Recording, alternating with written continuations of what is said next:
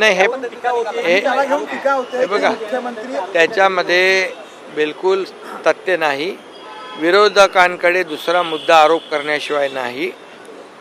आणि या जी काही अध्यक्षांकडे जी हिअरिंग झाली, सुनावणी झाली, त्याचा निकाल होईल.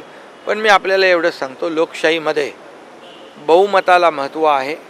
आणि बहुमत आज आपण पाहताय की पहिल्या दिवसापासून बहुमत आमच्याकडे आहे. लोकशाहीमध्ये बहुमताला महत्त्व आहे. विधानसभेत देखील बहुमत आहे, लोकसभेत देखील बहुमत आहे.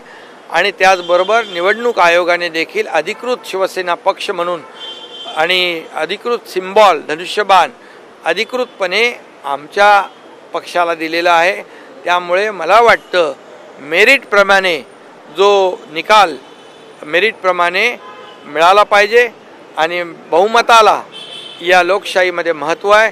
आम्ही कुठल्याही प्रकारे जे नियमाप्रमाणे नियम सोडून कुठलंही काम केलेलं नाही. नियमाने हे सरकार स्थापन झालेलं आहे. घटनेने दिलेल्या अधिकाराप्रमाणे हे सरकार स्थापन झालेलं आहे.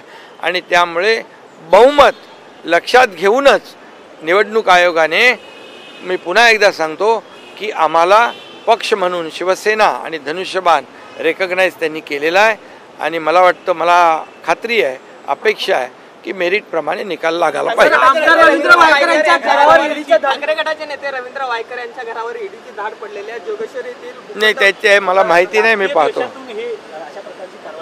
ही राजकीय आमच्या ईडी आमचा महाराष्ट्र सरकारच्या हातात आहे का?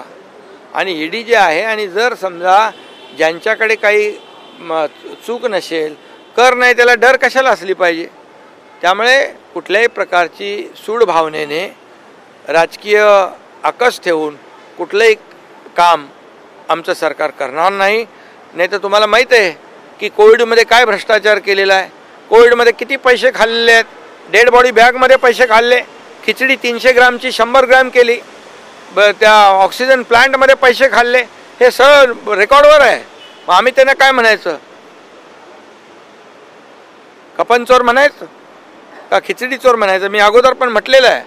त्यामुळे आरोप करताना पहिले तर जे आहे त्या पुराव्याशिवाय कोणी आरोप करू नयेत. आणि कोणाला घाबरण्याची काय आवश्यकता आहे? जे काय होईल, दूध का दूध, पाणी का पाणी. आणि कर नाही, त्याला डर कशाला असली पाहिजे? आणि पुन्हा एकदा सांगतो, आमचं सरकार आकसापोटी, सूड भावनेपोटी कुठलीही कारवाई केलेली नाही, करणार नाही. जे आम्ही लोकहिताचं काम करतोय, या राज्याला पुढे नेण्याचं काम करतोय. तुम्ही बंद पडलेले प्रकल्प आम्ही त्याला चालना देतोय. आज सगळ्या राज्यामध्ये प्रकल्प सुरू आहेत. एक एक प्रकल्पाचं उद्घाटन होतं आहे. 12 तारखेला एका महत्त्वाकांक्षी प्रकल्पाचं उद्घाटन होतं आहे. अशा प्रकल्पांना ज्या विरोधी पक्षाने विरोध केला त्याला आम्ही चालना देतोय. त्यामुळे त्यांना पोटदुखी सुटलेली आहे. त्याचमुळे पोटसूळ उठलेलं आहे. आणि त्याचमुळे त्यांच्या पायाखालची वाळू सरकलेली आहे. आणि म्हणून खोटे नाटे आरोप ते करतायत. आम्ही आरोपाला कामाने उत्तर देतोय. CEN न्यूज, देश प्रदेश की ताजा तरीन खबरों के लिए CEN न्यूज को सब्सक्राइब करें और रहें पल पल की खबर से हर पल बाखबर.